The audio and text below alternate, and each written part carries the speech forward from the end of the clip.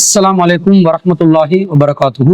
إن الحمد لله نحمده ونستعينه ونستغفره ونعوذ بالله من شرور أنفسنا من سيئات أعمالنا من يهده الله فلا مضل له ومن يضلل فلا هادي له وأشهد أن لا إله إلا الله وحده لا شريك له وأشهد أن محمدا عبده ورسوله أما بعد. அன்பிற்குரிய சகோதரர்களே, சிடிஜேயின் உங்கள் கேள்வி நேரம் நிகழ்ச்சியினூடாக இந்த வாரமும் உங்களை சந்திப்பதில் நாம் மகிழ்ச்சி அடைகிறோம்.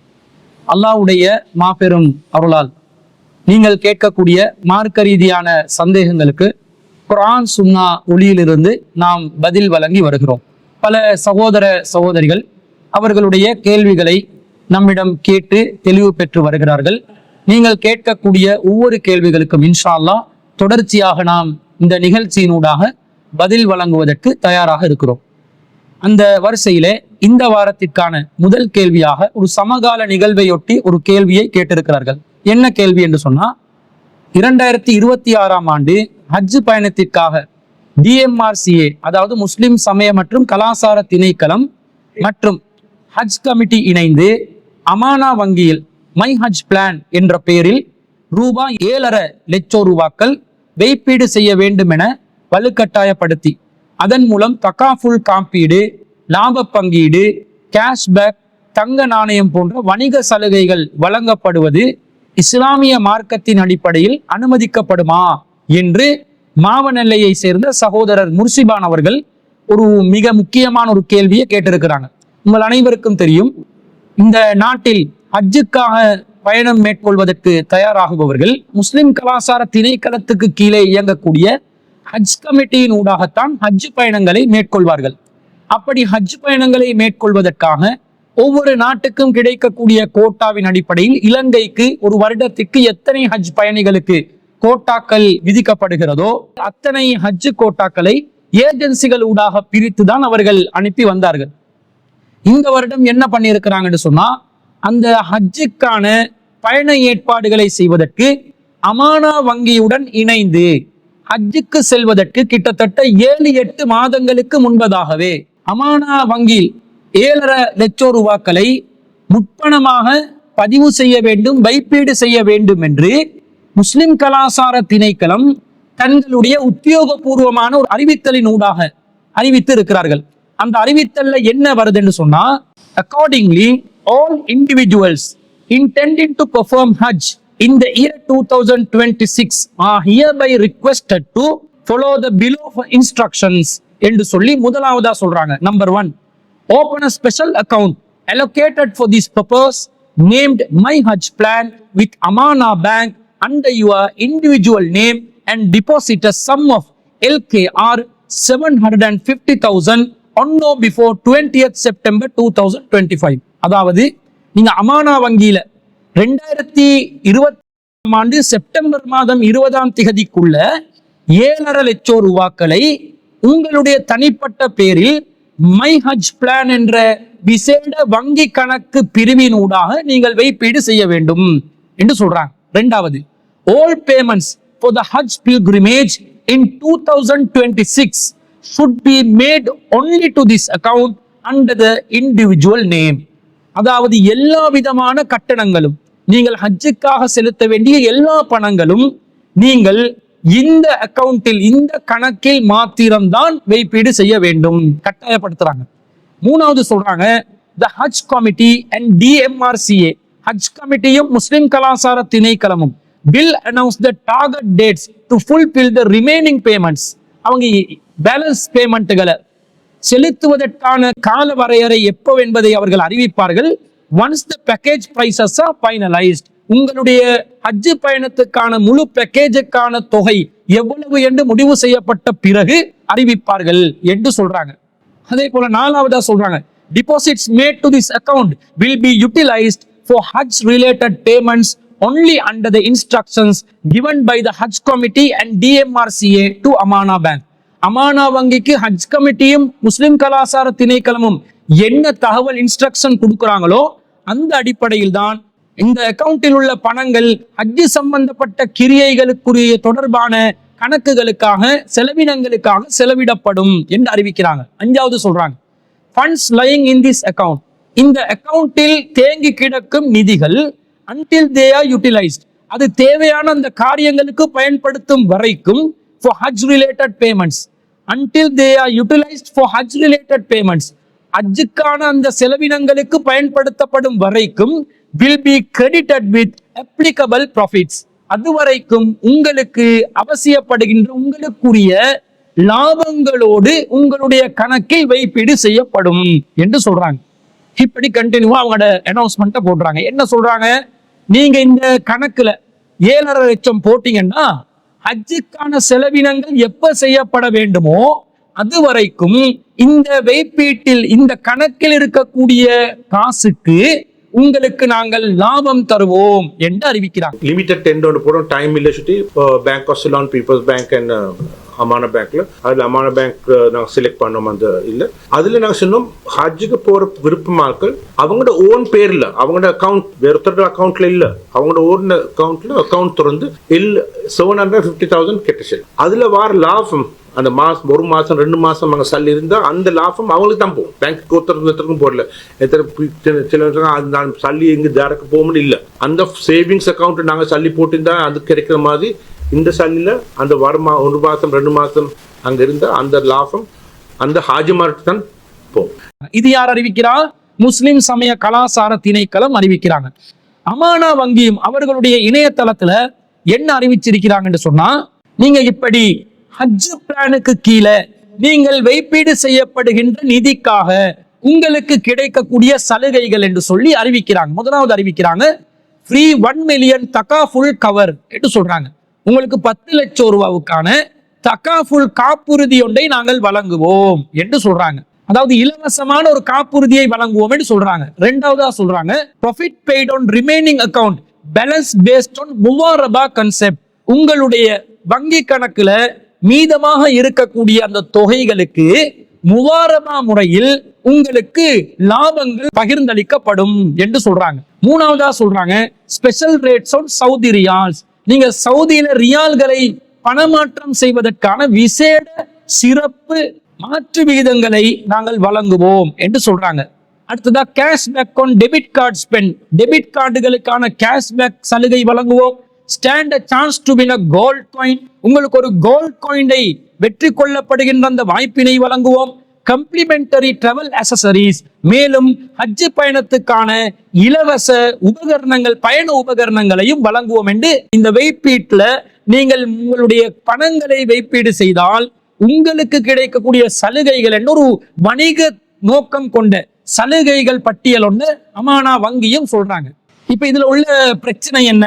இப்படி செய்வது சரியா?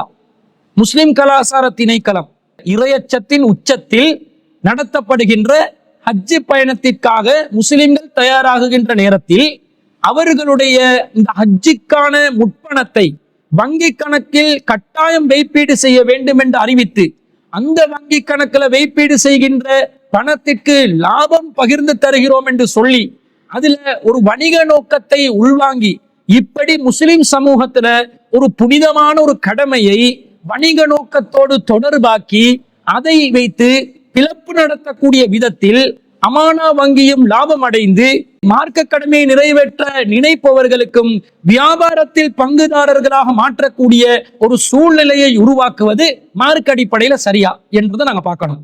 முதல்ல ஹஜ் என்றால் என்ன? அது இறையச்சத்தின் ஒரு உச்சத்தை வெளிப்படுத்தக்கூடிய ஒரு பயணம், ஒரு தியாக பயணம். அந்த பயணத்துக்காக வேண்டி தயாராகுபவர்களுக்கு அல்லாவே என்ன சொல்கிறான்? நீங்கள் அதிகரித்துக் கொள்ளுங்கள், தயார்படுத்திக் கொள்ளுங்கள். நீங்கள் அதிகரித்துக் கொள்ளக்கூடிய, தயார்படுத்திக் கொள்ளக்கூடியதிலே மிகவும் முக்கியமானது, சிறந்தது தக்குவாதான். அறிவுடையவர்களே என்னையை அஞ்சுங்கள் என்று அல்லாஹ் தஆலா சூரத்துல் பக்கரால 197வது வசனத்துல அல்லாஹ் சொல்வதை பார்க்கிறோம். அப்ப ஹஜ்ஜி பயணம் என்பது ஒரு தக்குவாவின் அடிப்படையில், தக்குவாவின் உச்சத்தில் நடத்தப்படுகின்ற பயண ஏற்பாடுகள்ல உங்களுக்கு இருக்க வேண்டியது இந்த பயண பொருட்களை விட தக்குவாதான் அதிகமா இருக்கணும், அதுதான் சிறந்ததாக இருக்கும் என்று அல்லாஹ் சொல்லக்கூடிய இடத்துல ஒரு வணிக நோக்கத்தை ஏன் கலந்தாங்க? ஏன் வணிகத்துக்கான ஒரு ஏற்பாடை செஞ்சு கொண்டாங்க? ஹஜ்ஜில போய் வியாபாரம் செய்வது என்பது தனி விஷயம். இது என்ன பண்றாங்க? நீங்க முற்பணமாக செலுத்தக்கூடியதை நீங்க பிசினஸ்ல போடுங்க என்று எப்படி இவங்க வலுக்கட்டாயப்படுத்துவாங்க? மார்க்கத்துல இதுக்கு ஏதாவது ஆதாரம் இருக்குதா? ஒரு வியாபாரம் செய்யறாங்கன்னு வைங்களே, அந்த வியாபாரத்துல நான் விரும்பாத நிலையில் எப்படி நான் வியாபாரத்துல ஒரு முதலீட்டாளராக நான் மாறுவது? ஒரு வியாபாரத்துல நான் எப்படி ஒரு பங்குதாரராக மாறுவது? நான் அதை விரும்பிதானே செய்யணும். அல்லாஹ் தஆலா அப்படித்தானே மார்க்கத்துல கட்டளை இடுகிறான். அல்லாஹ் குர்ஆன்ல என்ன சொல்றான்? 4வது அத்தியாயத்துல 29வது வசனத்துல, யா அய்யுஹல்லதீன ஆமனூ, நம்பிக்கை கொண்டவர்களே, லா தஅகுலு அம்வாலக்கும் பைனக்கும் பில் பாத்திலி, உங்களுக்கு மத்தியிலே பாத்திலான முறையில் உங்களுடைய பொருளாதாரங்களை நீங்கள் சாப்பிட்டு விடாதீர்கள். இல்லா அன் தகூன திஜாரத்தன் அன் தராலின் மின்கும், உங்களுக்கு மத்தியிலே விருத்திகரமாக நடக்கக்கூடிய வியாபாரமாக இருந்தாலே தவிர என்று அல்லாஹ் சொல்கிறான். விருத்திகரமாக நீங்க வியாபாரம் செய்யறதா இருந்தா நீங்க விரும்பணும், ஒருவருக்கொருவர் விரும்பி வியாபாரம் செய்யுங்க. அப்படி இல்லாமல் நீங்கள் பொருளாதாரத்தை அடைந்தால், இன்னொருவருடைய பொருளாதாரத்தை பயன்படுத்தினால், அது பாத்திலான முறையில் பொருளாதாரத்தை அனுபவிப்பதாக ஆகும் என்று அல்லாஹ் சொல்கிறார். அப்ப ஹஜ்ஜுக்கு போறவங்க இப்ப யாரு கேட்டாங்க வியாபாரத்துல முதலீடு செய்யணும்னு? யாரு கேட்டாங்க? எங்களோட காசை நீங்க முவாரபா முறையில உங்களோட கணக்குல வைப்பீடு செய்வதனால் எங்களுக்கு ப்ராஃபிட் தாங்க, லாபம் தாங்க ஹஜ்ஜி பயணிகள் எல்லாரும் கேட்டாங்களா? வருஷத்துக்கு 4000 பேர் எவரேஜா போறாங்கன்னு சொன்னா, இந்த 4000 பேரும் உங்ககிட்ட வந்து கேட்டாங்களா? எங்களோட காசு நாங்க உங்களோட கையில தர்றோம், நீங்க வந்து அதுல வியாபாரத்துல முதலீடு செஞ்சு எங்களுக்கு தேவையான அளவுல ப்ராஃபிட் தாங்கன்னு யாராவது வியாபாரத்துல இணையும் நோக்கத்துல உங்களோட வந்து சேர்ந்தாங்களா? சேராம எப்படி நீங்க இதை பயன்படுத்தலாம்? எப்படி வியாபார முறைக்கு வலுக்கட்டாயப்படுத்துவீங்க? இப்படி வலுக்கட்டாயப்படுத்தினா இது பாத்திலான முறையில் வியாபாரம் என்று வராதா? இன்னும் நபிகள் நாயகம் ஸல்லல்லாஹு அலைஹி வஸல்லம் அவங்க சொல்றாங்க. எப்படி சொல்றாங்கன்னு சொன்னா, மக்களே அறிந்து கொள்ளுங்கள், அலா வலா யஹில்லு லி இம்ரிஇன் மின் மாலி அஹீஹி ஷைஉன், உங்களுடைய சகோதரனுடைய பொருளாதாரத்துல உங்களுக்கு எதுவுமே ஹலால் ஆகாது, இல்லா பித்தீபி நஃப்ஸின் மின்ஹு, அவராக விரும்பி தரக்கூடிய பொருளாதாரமாக இருந்தாலே தவிர என்று நபிகள் நாயகம் ஸல்லல்லாஹு அலைஹி வஸல்லம் அவர்கள் சொன்ன செய்தியை அமீர் இப்னு யத்ரிபி ரலியல்லாஹு அன்ஹு அவர்கள் அறிவிக்கக்கூடிய செய்தி முஸ்னத் அஹ்மதுல 20170வது செய்தியா வருகிறது. அப்போ ஒருவருடைய சொத்தை அவருடைய மனப்பூர்வமான விருப்பத்தோடு வியாபாரத்துல முதலீடு செய்ய தந்தால், அல்லது பயன்படுத்த தந்தால், அல்லது அனுபவிக்க தந்தால் தானே அதை பயன்படுத்திக் கொள்ளலாம். அப்படி இல்லாம ஹஜ்ஜுக்கு டிபாசிட் செஞ்சவங்களை நீங்க எப்படி பிசினஸ் பார்ட்னரா மாத்தினீங்க? உங்களோட முவாரபா முறை என்பதிலேயே பல பிரச்சனைகளும் சர்ச்சைகளும் இருக்கிறது. இந்த முவாரபா என்ற வார்த்தையை போட்ட உடனே இன்னும் இஸ்லாமிய சரியத்துக்குள்ள போன மாதிரி ஒரு கன்செப்டை உருவாக்குறாங்க. இதுலயே பல சர்ச்சைகள் இருக்கிறது. அப்படி இருக்கும் நிலையில் எப்படி வந்து ஹஜ்ஜுக்கு போறவங்க நம்முடைய அமானா வங்கியில அக்கௌண்ட்ல காசை போடுங்க, நாங்க முவாரபா முறையில வியாபாரம் பண்ணி தருகிறோம் என்று சொல்லுவீங்க? 4000 பேர் ஹஜ்ஜுக்கு போறதுக்கு தயாராகிறாங்கன்னா 4000 பேரும் உங்களோட முவாரபா முறையை ஆதரித்தவர்களா? அதை அங்கீகரித்தவர்களா? லாபம் ஈட்டுவதற்காக வருபவர்களா? முலாரபா முறையை ஆதரிக்காதவர்கள் அதிகமானவர்கள் இருக்கிறார்கள். ஆதரிப்பவர்களாக இருந்தாலும் ஹஜ்ஜுக்கு கொடுத்த காசுல லாபம் வேணும்னு அவங்க உங்ககிட்ட கேட்டாங்களா? அவங்க விரும்பிதான் தந்தாங்களா? நீங்களா எப்படி வலுக்கட்டாயப்படுத்தி அதை பயன்படுத்துவீங்க? இது ஹராம் இல்லையா? இன்னொரு சகோதரனுடைய சொத்தை அவனுடைய விருப்பம் இல்லாமல் அனுபவிப்பது ஹராம் என்று ரசூல் ஸல்லல்லாஹு அலைஹி வஸல்லம் சொல்லி இருக்கும் பொழுது, எப்படி முஸ்லிம் கலாசார திணைக்களமும் ஹஜ்ஜி கமிட்டியும் இணைந்து இந்த செயல் திட்டத்தை நடைமுறைப்படுத்தினீர்கள்? யார் உங்களுக்கு பத்துவா கொடுத்தது? எந்த மார்க்கத்தின் அடிப்படையில் இதை நீங்கள் அங்கீகரித்தீர்கள்? இதற்கு இவர்கள் பதில் சொல்லணுமா இல்லையா? எண்ணிக்கை குறைஞ்சி 4000 பேர் போறதுல பாதிக்கு மேல குறைஞ்சி, ஹஜ்ஜிக்காக இந்த முற்பணம் விஷயத்துல இந்த தில்லுமுள்ளை ஆதரிக்காத நிலையில் ஹஜ்ஜி யாத்திரைக்கு செல்பவர்களுடைய எண்ணிக்கையை குறைக்கிற அளவுக்கு இந்த வணிக நோக்கம் காரணமாக அமைந்ததா இல்லையா? இதற்கு ஹஜ்ஜி கமிட்டி பதில் சொல்வார்களா? முஸ்லிம் சமய கலாசார திணைக்களம் பதில் சொல்வார்களா? அமானா வங்கி பதில் சொல்லுமா? நாங்கள் கேட்கிறோம். எதுக்கும் வாய் திறக்கிறாங்க இல்ல. மக்களுடைய இபாதத்தை வணிக நோக்கத்துல நாசமாக்குற ஒரு காரியத்தில் இந்த 3 சாராரும் இணைந்து செயல்பட்டு இருக்கிறார்கள். இது கண்டனத்துக்குரிய விஷயமா இல்லையா? இதை சிந்திக்க வேண்டும். இப்படி நாங்க சொன்னா உடனே தௌஹீத் ஜமாத்காரன் வந்து குழப்பத்தை ஏற்படுத்துறான். பார்த்தீர்களா, நாங்க அமைதியா லாபம் அடைஞ்சு கொண்டு போனா இவங்க வந்து குழப்பத்தை ஏற்படுத்துறாங்கன்னு விமர்சனம் செய்வார்கள். நான் கேட்கிறேன், உங்களுடைய நாங்க குர்ஆன் சுன்னால இருந்து கேள்வி எழுப்புறோம், அதுக்கு நீங்க பதில் தர்றீங்கல்ல, சரி உங்களுடைய மதுஹப் அடிப்படையில் கூட இதற்கு ஏதாவது ஆதாரம் இருக்குதா? உங்களுடைய காயிதத்து ஃபிக்ஹியா என்ன சொல்கிறது? தெளிவாக அல் பைஉ வல் இஜாரத்து வல் ஈதாஉ இதா வகஅ பில் இக்ராஇ ஃபஹுவ பாத்திலுன், தெளிவாக சொல்கிறது. அல் பைஉ விற்பனை, வல் இஜாரத்து வாடகை, வல் ஈதாஉ வைப்பு ஆகியவை இதா வக பில் இக்ராஇ வலிக்கட்டாயப்படுத்தி வற்புறுத்தலின் அடிப்படையில் செய்யப்படுமேயானால் ஃபஹுவ பாத்திலுன், அது பாத்திலாகும், செல்லுபடியற்றதாகும் என்று உங்களுடைய மதுஹபுகளில் அல் காயிதத்துல் ஃபிக்ஹியாவில் இருக்கிறதா இல்லையா? வலுக்கட்டாயப்படுத்தினா பாத்திலாகும் என்று இருக்குதா இல்லையா? நீங்க வலுக்கட்டாயத்தானே படுத்தினீங்க. ஹஜ்ஜுக்காக முற்பணம் செலுத்துபவர்கள் எல்லாம் உங்களோட வியாபாரம் செய்வதற்கு சம்மதித்தவர்களா? நீங்க வலுக்கட்டாயப்படுத்தி இந்த அக்கௌண்ட்ல போடணும் என்று 2வது சரத்துல அக்கௌண்ட்ல போடணும் என்று வலுக்கட்டாயப்படுத்துறீங்களே, அந்த அடிப்படையில் போட்டார்கள். முஸ்லிம் கலாசார திணைக்களம் வெளியிட்ட அறிக்கையில 2வது நிபந்தனையில வலுக்கட்டாயப்படுத்தி இந்த அக்கௌண்டில் வைப்பீடு செய்துதான் ஆக வேண்டும் என்று போட்டீர்களே, அது வலுக்கட்டாயமா இல்லையா? உங்ககிட்ட வியாபாரத்துக்கு யார் உங்களுக்கு வியாபாரம் பண்றதுக்கு காசு கொடுத்தா? ஹஜ்ஜுக்காக போறவன் வியாபாரம் பண்ணி லாபம் அடைந்துதான் ஹஜ்ஜுக்காக செல்கிறான். அவருக்கு தேவை என்றால் ஹஜ்ஜின் போது வியாபாரத்தில் ஈடுபட்டுக் கொள்வார். நீங்க எப்படி நிர்பந்திச்சு ஒருத்தருடைய சூழ்நிலையை பயன்படுத்தி, ஒருத்தருடைய நெருக்கடியை பயன்படுத்தி, அதுவும் இபாதத் சார்ந்த விஷயத்துல அவருடைய இந்த தேவையை பயன்படுத்தி கொண்டு எப்படி வலுக்கட்டாயமாக நீங்கள் வியாபார முறையை ஆதரிப்பீர்கள்? இந்த நாட்டுல எத்தனை உலமாக்கள் இருக்கிறீங்க, ஒருத்தராவது இதை கேள்வி எழுப்ப மாட்டீங்களா? அது முலாரபா ஹலாலான முறையில் இருக்குது. என்ன முலாரபா ஹலாலு? நீங்க முலாரபால என்ன ஃபித்னா பண்றீங்கன்றத பட்டியல் போடட்டுமா? அது போட்டு அதை ஒரு தலைப்பாக சரி அதை விவாதிக்க வருவீர்களா? ரப்புல் மால் சொத்துக்கு சொந்தக்காரர் இருப்பார், அந்த முவாரிப் என்று சொல்லக்கூடிய வியாபாரம் செய்யக்கூடிய நிறுவனம் இருக்கும். இவர்கள் காசை போட்டு முலாரபாவை மேலோட்டமா அப்படிதான் காட்டுவாங்க. இவங்க காசை கொடுப்பாங்களாம், ரப்புல் மால் காசை கொடுப்பாராம், முலாரிப் போய் வியாபாரம் செய்வாராம், கிடைக்கிற லாபத்துல இந்த ரப்புல் மாலுக்கு ஷேர் கொடுப்பாங்களாம். இதுல என்ன பிரச்சனை? இப்படிதான் காட்டுவாங்க. ஆனா என்ன நடக்குது? நீங்க முலாரிப்பாக இருக்கக்கூடிய வங்கி வியாபாரம் செய்றீங்களா? நீங்க என்ன பண்றீங்க? நீங்க இன்னொரு வியாபாரம் செய்யறவனுக்கு நீங்க முதலீடு செய்றீங்க. நீங்க இடையில இருந்து, ஒரு வங்கி இடையில இருந்து கமிஸ் அடிக்கிற வேலை பார்க்கறது. ஆனா கமிஸ் அடிக்காம லாபம் பங்கு போடுற மாதிரி ஒரு தோற்றத்தை காட்டுவீங்க. அமானா வங்கி வியாபாரத்தில் ஈடுபடுகிறதா? இவங்க என்ன பண்றாங்க? இந்த ரப்புல் மால்ட காசை எடுத்து அமானா வங்கியோ இஸ்லாமிய வங்கியோ அவர்கள் அந்த காசுகள் அப்படியே இன்வெஸ்ட்மெண்ட் தொகையை எடுத்துக்கொண்டு புரோக்கர்களாக இருந்து கொண்டு வேறு என்னென்ன இன்வெஸ்ட்மெண்ட் வழி இருக்குதுன்னு தேடுவாங்க. அந்த இன்வெஸ்ட்மெண்ட் வழிகள் எல்லாத்தையும் தேடி இவங்க அங்க முதலீடு செய்யறது. முதலீட்டாளர்களுடைய முதலீட்டில் முதலீடு செய்யும் முறையாக உங்களோட முலாரபாவை வச்சு உதாரணம் காட்டுவது எப்படி? 2 பேர் பார்ட்னர் இருக்கிறோம். ஒருத்தர் சொத்துக்கு சொந்தக்காரரா இருக்கிறார், இன்னொருத்தர் வியாபார திறமை உள்ளவரா இருக்கிறார். சொத்துக்கு சொத்து இருப்பவர் அவர் வியாபார திறமை உள்ளவரிடம் காசை கொடுப்பார். வியாபார திறமைசாலை வியாபாரத்தில் ஈடுபடுவார். அதுல கிடைக்கக்கூடிய பங்கை எடுத்து முதலீட்டு செய்தவருக்கு ஒரு பங்கும், தான் வியாபாரத்தில் ஈடுபட்ட அந்த உழைப்பை செலுத்தியதற்காக இன்னொரு பங்கும் அவர் எடுத்துக் கொள்வார். முன்கூட்டியே பேசி வைத்துக் கொண்ட லாப விகித பிரகாரம் படி லாபத்தை பிரித்துக் கொள்வார். நஷ்டமானாலும் பிரித்துக் கொள்வார்கள் என்று சொன்னோன்னு, ஆமா சரியாதானே இருக்குது மார்க்கத்துல, இதுல என்ன தப்பு இருக்குது? இந்த முறையில நடந்தா தப்பு இல்லை. இப்படியா நடத்துறீங்க? இல்ல.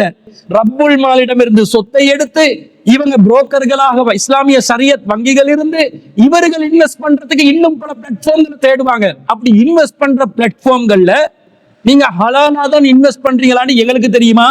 நீங்க அந்த ஒயிட் லிஸ்டட் கம்பெனி என்று காட்டுறதுல சிலதுகளை காட்டுவீங்க, இதுதான் எங்க கம்பெனி லிஸ்ட், அதுலதான் இன்வெஸ்ட்மெண்ட் நடக்குதா இல்லையாண்டு ₹1 இன்வெஸ்ட்மெண்ட் முலாரபா முறையில் ₹1 காசு இன்வெஸ்ட்மெண்ட் பண்றவருக்கு அதை தேடி பார்க்கிற உரிமை இருக்குதா இல்லையா? அதை கொடுப்பீங்களா? கொடுக்க மாட்டீர்கள். கிடைக்கிற லாபம் என்னுடைய சொத்துக்கான லாபம் கிடைத்திருக்கிறதா, என்னுடைய முதலீட்டுக்கான லாபம் கிடைத்திருக்கிறதா, குறைவாக கிடைத்துள்ளதா, கூடுதலாக கிடைத்துள்ளதா என்பதை ஆய்வு செய்வதற்குரிய அந்த உரிமை எனக்கு இருக்குதா?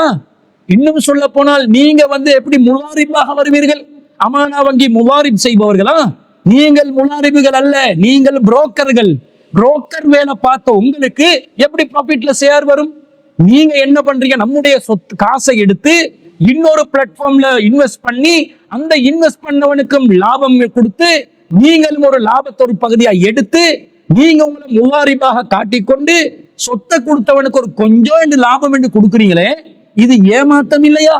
இந்த ஏமாத்து முறைய மார்க்கத்தின் சாயலை போட்டு முஃப்திமார்கள் பத்துவா வேற கொடுக்குறாங்க. வெக்கம் இல்லையா? இதுக்கு பத்துவா கொடுக்கறதுக்கு கொஞ்சம் சிந்திக்கிறது இல்லையா? இது மார்க்கத்துல அடிப்படை சாயல்ல உள்ளதா? மேலோட்டமா காட்டுவது ஒன்று, நடைமுறையில் செயல்படுத்துவது ஒன்று. சரி, ஒரு புரோக்கர் கையில கொடுத்து புரோக்கர் இன்னொருத்தருக்கு கொடுத்து இன்வெஸ்ட்மெண்ட் பண்ணா தப்பா என்று கேட்பீங்க. தப்பு இல்ல, கிடைக்கிற காசு நமக்குரிய ப்ராஃபிட் தான் கிடைக்குதுன்றது நமக்கு பார்க்க முடியுமா? ஒரு வருடம் அமானா வங்கி அறிவித்திருந்தார்கள், ப்ராஃபிட் அண்ட் லாஸ் அக்கவுண்ட்ல வங்கி லாஸ்ட் ஆகி இருக்குது, ஆனால் முதலீட்டாளர்களுக்கு இவர்கள் லாபம் கொடுத்திருக்கிறாங்க. அது என்ன கணக்கு? எந்த அக்கவுண்ட்ஸ்ல இந்த கணக்கு நீங்க முன்வைத்தீர்கள்?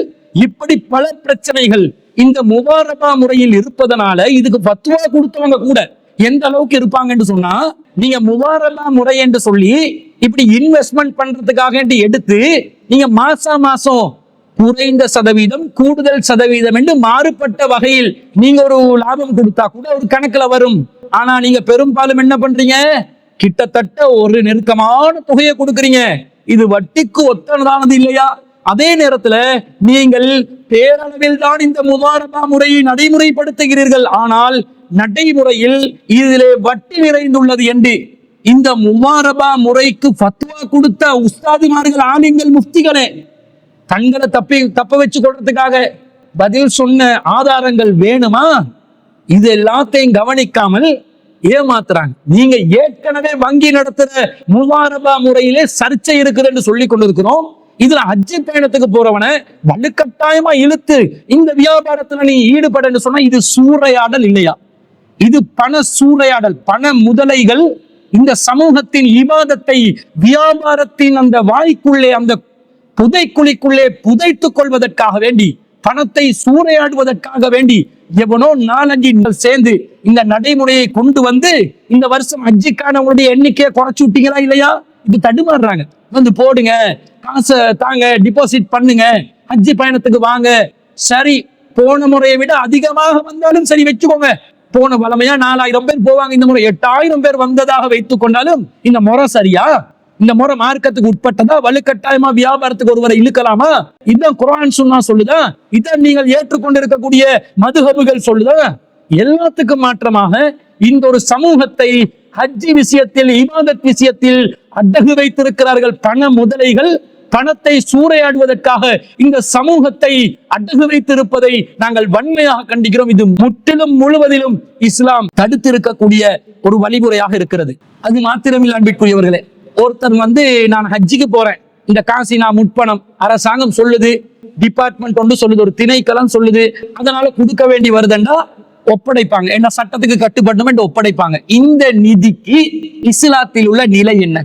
இது ஒரு அமானிதமான நிதி இல்லையா? இது ஒரு அமானிதமாக பேணப்பட வேண்டிய ஒரு காசு தொகை இல்லையா? பல கோடி ரூபாய்கள், 1-2 ரூபாய் இல்ல, 7,5 லட்சம் ரூபாய் வீதம் 4000 பேர் போறதா இருந்தா எத்தனை கோடி ரூபாய்கள்? கணக்கு போட்டு பாருங்க. 2000 பேர் போனாலும் எத்தனை கோடி ரூபாய்கள்? கணக்கு போட்டு பாருங்க. இத கிட்டத்தட்ட ஒரு 6-7 மாசமாக இவங்க ரொட்டேஷன்ல விடுவாங்களாம். அமானிதமாக தரப்பட்ட ஒரு நிதியை எப்படி நீங்க ரொட்டேஷன்ல விடுவீங்க? இப்படி ரொட்டேஷன்ல விடலாமா? மார்க்கம் இதை அங்கீகரிக்குமா? அங்கீகரிக்காது. ஏனென்றால் அல்லாஹ் தஆலா சொல்கிறான் 4வது அத்தியாயத்தில் 58வது வசனத்துல, இன்னல்லாஹ யஅமுருக்கும் அன் துஅத்துல் அமானாத்தி இலா அஹ்லிஹா. அல்லாஹ் தஆலா அமானிதங்களை அதற்குரியவர்களிடம் அப்படியே திருப்பி ஒப்படைக்க வேண்டும் என்று அல்லாஹ் கட்டளை இடுகிறார். அமானிதங்களை அப்படியே ஒப்படைக்க வேண்டும். உங்ககிட்ட அமானிதமா தந்தா எதுக்கு ஒப்படைக்க சொல்லி தந்தாங்க? ஹஜ்ஜுக்கான செலவினங்களுக்காக வேண்டிதான் உங்களிடம் ஒப்படைத்தார்கள். வியாபாரத்துக்கு ஒப்படைத்தார்களா? நீங்க எதுக்கு ஒப்படைக்கப்பட்டதோ அந்த நோக்கத்தை நிறைவேற்றாமல் நீங்களா ஒரு தீர்மானத்தை போட்டு ஒரு சுற்றறிக்கையாக்கி, ஒரு அறிவித்தலாக்கி, ஒரு சட்ட மூலமாக்கி எப்படி முஸ்லிம் சமூகத்தினுடைய இந்த அமானிதமான பணத்தை வியாபாரத்தில் நீங்கள் எப்படி ரொட்டேஷன் பண்ணுவீங்க? இது இந்த குர்ஆன் வசனத்துக்கு மாற்றம் இல்லையா? அப்ப தெளிவாக விளங்குகிறது, ஹஜ் பயணத்திற்காக வேண்டி பணம் தந்தால் அந்த பணத்தை ஹஜ்ஜுக்கு தான் செலவழிக்கணும். அப்படியே இந்த இபாதத்தை இன்னைக்கு என்ன ஆக்கி விட்டாங்கன்னா, நாளைக்கு தொழுறதுக்கு 5 நேரம் தொழுறதுக்கு டிபாசிட் பண்ண சொன்னாலும் சொல்லுவாங்க. 5 நேரம் தொழுறதுக்கு டிபாசிட் அமானா வங்கியில வைங்க, ஈச்சப்பழம் எடுக்கிறதுக்கு டிபாசிட் அமானா வங்கியில வைங்க, நோம்பு படிக்கிறதுக்கு டிபாசிட் அமானா வங்கியில வைங்க, உம்ராக்கு டிபாசிட் அமானா வங்கியில வைங்கன்னு முஸ்லிம் சமூகத்துல இபாதத்தை வியாபாரமாக்க பாக்குறீங்களா? இது வன்மையாக கண்டிக்கப்பட வேண்டிய ஒன்று. அதுல என்ன கொடுக்குறாங்க? கேஷ்பேக் சலுகை கொடுப்போம், கோல்ட் காயின் வின் பண்ண கொடுப்போம், கரன்சி ரேட் மாத்தி கொடுப்போம், தக்காஃபுத் தகாமுனி உங்களுக்கு 1 மில்லியன் ரூபாய் வரைக்கும் இலவசமா கொடுப்போம், கோல்ட் காயின் தங்க நாணயம் கொடுப்போம். இபாதத்தை வச்சு கோல்ட் காயின் கொடுக்கிறதுக்கு இவர்கள் யார்? இதற்கு பதில் சொல்லணுமா இல்லையா? இபாதத்தை வச்சு கேஷ்பேக் சலுகையாம், கோல்ட் காயின் கொடுப்பார்களாம், தங்க நாணயம் கொடுப்பார்களாம். என்ன கூத்தாடுறாங்க? இந்த மார்க்கத்தை கேலி கூத்தாக்குற ஒரு வழிமுறையா இல்லையா? சிந்திக்க வேண்டும். இந்த வழிமுறை கண்டனத்துக்குரியது. முஸ்லிம் சமய கலாச்சார திணைக்களம் நாங்கள் குறிப்பிட்டிருக்கக்கூடிய இந்த குர்ஆன் வசனங்கள், ஹதீசுகள் மற்றும் ஏனைய சருத்துக்களை அனைத்தையும் கவனத்தில் கொண்டு இந்த வழிமுறை கையாளப்படக்கூடாது, இந்த வழிமுறையை மாற்றம் செய்ய வேண்டும். உலமா சபைன்னு இருக்கிறாங்க, இதெல்லாம் கண்டுகொள்ளவே மாட்டாங்க. கேட்டா இருக்கிற உலமாக்கள் எல்லாம் அது ஷரியத்துக்கு உட்பட்டது, அது ஹகீகத்துக்கு உட்பட்டது, அது மரிபத்துக்கு உட்பட்டது, எதையாவது ஒன்றை உணர்த்தி ஒரு வார்த்தையை போட்டு மக்களை மயக்கி கொண்டு சுத்த மடையர்கள் ஆக்கி கொண்டு இருக்கிறார்கள். உலமாக்கள் நேர்மையாக பேசக்கூடியவர்கள் எழுப்பி நிற்க வேண்டாமா? உங்களுடைய குரல்களை நீங்கள் எழுப்ப வேண்டாமா? இந்த வழிமுறை இபாதத்துல கை வச்சுட்டாங்க, இப்பயாவது இதுல நாங்க கவனம் செலுத்தணும் என்று நாங்க யோசிக்கணும் என்று வரக்கூடாதா? இப்படி எல்லாம் யோசிக்க மாட்டாங்க. என்ன, அதான் முஃப்தி சாப் ஓகே பண்ணிட்டாரு, அதான் ஜம்மியத்துல் உலமா தலைவர்கள் சரி காண்கிறார், அவங்க ஓகே பண்ணுவாங்க. அவங்களுக்குரிய புலுசுகளுக்காக வேண்டி ஓகே பண்ணுவாங்க. நீங்க அல்லாஹ்க்காக தானே இயங்குறீங்க, உலமாக்கள் அல்லாஹ்வுடைய மார்க்கத்துக்காக தானே இயங்குறீங்க, மறுமைக்காகத்தானே இயங்குறீங்க. நீங்க சிந்திங்க, இந்த வழிமுறையில் தவறு இருக்கிறது, இது கண்டிப்பாக திருத்தப்பட வேண்டிய ஒன்று. இதை திருத்தாவிட்டால் இந்த சமூகத்தின் ஒட்டுமொத்த இபாதத்துகளும் நாளை ஒரு நாள் வணிக நோக்கத்திற்காக மாறுபட்டுவிடும். அது நம் சமூகத்தை இபாதத்திலிருந்து தூரமாக்கி, இறையச்சத்திலிருந்து தூரமாக்கி, இஹ்லாஸிலிருந்து தூரமாக்கி, ஒட்டுமொத்தமாக வியாபாரம் தான் உலகம், காசு பணம் தான் உலகம் என்று மாற்றக்கூடிய நிலைக்கு கொண்டு சென்று விடும் என்ற அபாயத்தை உணர்ந்து இந்த வழிமுறையை கண்டிப்பாக முஸ்லிம் கலாச்சார திணைக்களம் வாபஸ் வாங்க வேண்டும், ஹஜ் கமிட்டி வாபஸ் வாங்க வேண்டும், அமானா வங்கி இந்த வழிமுறையை நீக்க வேண்டும் என்பதை கோரிக்கையாக கோஷமாக எழுப்பி இந்த முறையை ரத்து செய்வதற்கான முயற்சியில் அனைவரும் இயக்க வேறுபாடுகளின்றி, ஜமாத் வேறுபாடுகளின்றி இதற்காக வேண்டி பாடுபட வேண்டும் என்பது நான் ஒரு கோரிக்கையாக முன்வைத்துக் கொள்வதோடு, அந்த குறித்த சகோதரர் இந்த வழிமுறை இஸ்லாத்துக்கு உட்பட்டதல்ல, சட்டத்துல நிர்பந்திக்கிறாங்க என்பதனால் ஹஜ் செய்ய வேண்டிய நிர்பந்த நிலை வந்தால் நீங்கள் அங்கே வைப்பீடு செய்ய வேண்டிய நிலை வருகிறது. சட்டத்துக்கு மாற்றம் செய்ய முடியாது. ஆனால் இதை சட்டம் மூலமாக யாரு இயற்றினார்களோ அந்த சட்டம் மூலமாகவே இதை வாபஸ் வாங்க வைத்து இந்த வழிமுறையை மாற்றுகின்ற போராட்டத்தை சமூக ஆர்வலர்கள் இன்ஷா அல்லாஹ் முன்னெடுப்பார்கள். இந்த வருஷம் மாற்ற முடியாவிட்டால் இன்ஷா அல்லாஹ் அடுத்த வருஷமாவது இதை மாற்ற வைப்போம். இதற்கான போராட்டத்தை நாங்கள் தொடங்குவோம், அதை தொடர்ச்சியாக செய்து கொண்டு இருப்போம் இன்ஷா அல்லாஹ். இந்த வருஷம் அதுல மாற்றம் வரலையா, வேற வழியே இல்ல, நிர்பந்தம் அரசாங்கம் செய்யறாங்க, நீங்க உங்களோட முற்பணத்தை செலுத்துங்க, அதுல லாபம் எல்லாம் உங்களுக்கு அவசியம் இல்ல, நீங்க அந்த வியாபாரத்துல எல்லாம் ஈடுபட வேண்டிய அவசியம் இல்ல, போய் வாங்க ஹஜ்ஜுக்கு இன்ஷா அல்லாஹ். இதுல யாரெல்லாம் குளறுபடி செய்கிறார்களோ, யாரெல்லாம் மோசடி செய்கிறார்களோ, யாரு குர்ஆன் ஹதீஸுக்கு மாற்றமாக செயல்பட்டார்களோ அவர்கள் அனைவரையும் இறைவனிடத்தில் மறுமையில் இறைவன் அவர்களை தண்டிக்கட்டும் என்று ஒப்படைத்து விட்டு நீங்க அந்த காசை நிர்பந்தத்தின் அடிப்படையில் வேணும் என்றால் செலுத்துங்களே தவிர, சட்டம் என்றதுனால செலுத்துங்களே தவிர மார்க்கத்துக்கு உட்பட்ட முறையாக இதை அங்கீகரிக்கவே முடியாது என்பதுதான் அந்த சகோதரர் கேட்ட கேள்விக்கு நாங்கள் பதில்